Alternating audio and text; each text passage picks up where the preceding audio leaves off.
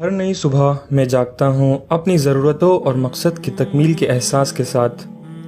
نماز کے ذریعے اپنے خالق کی عبادت کرنے اور پھر اس کی رضا کے لیے اس کے بندوں کی خدمت کرنے میں ایک اندرونی سکون محسوس ہوتا ہے۔ دنیا میں کسی کی مدد کرنا آخرت کے اعتبار سے دراصل خود کی مدد کرنا ہے۔ خدمت خلق سے ایک خوشی کا احساس ہوتا ہے۔ اگر یہ احساس نہ ہوتا تو شاید لوگ کبھی کسی کی مدد نہ کرتے۔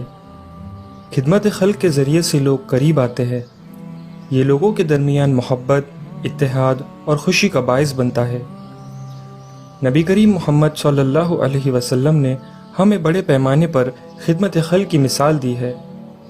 مثال کے طور پر آپ صلی اللہ علیہ وسلم نے سلمان الفارسی رضی اللہ عنہ کی مدد فرمائی، انہیں وہ رقم دے کر جو انہیں غلامی سے آزاد کرنے کے لیے درکار تھی۔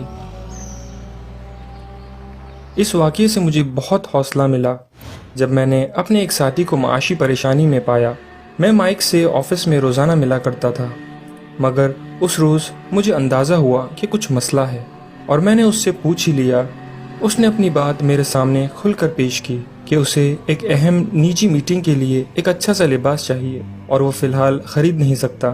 اسے یہ بالکل امید نہ تھی کہ میں اسے اتنے کھلے دل سے پیسوں کی پیشکش کروں گا۔ اس نے تہہ دل سے مجھے شکریہ کہا اور مزید مجھے اس میٹنگ کے لیے انوائٹ بھی کر دیا۔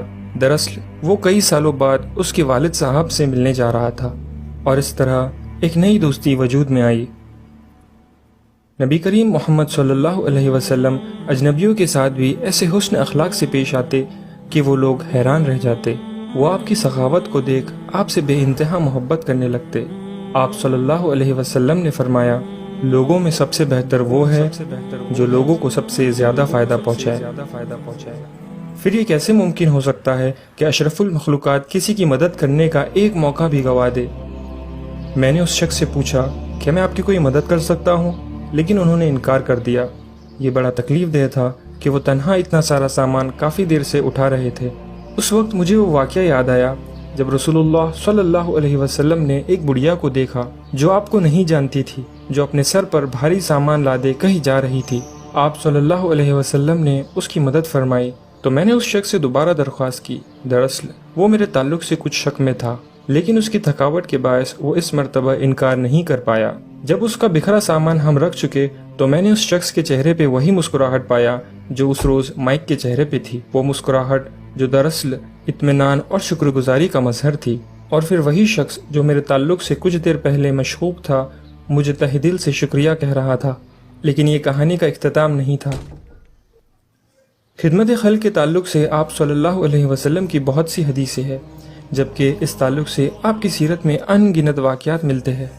رسول اللہ، آپ نے کسی کی مدد کرنے کا ایک موقع بھی خالی نہ جانے دیا۔ اللہ تعالیٰ کے دین کی خدمت میں جب بھی قربانی دینی ہوتی تو آپ ہمیشہ سب سے آگے ہی ہوتے۔ کبھی آپ صحابہ رضی اللہ عنہ کے ساتھ خود خندق کھود رہے ہوتے تو کبھی لکڑیاں جمع کرتے تو کبھی پتھر اٹھاتے۔ آپ نے بندگی، قیادت اور خدمت کا ایک مکمل خاکہ دنیا بھر کے سامنے پیش کیا۔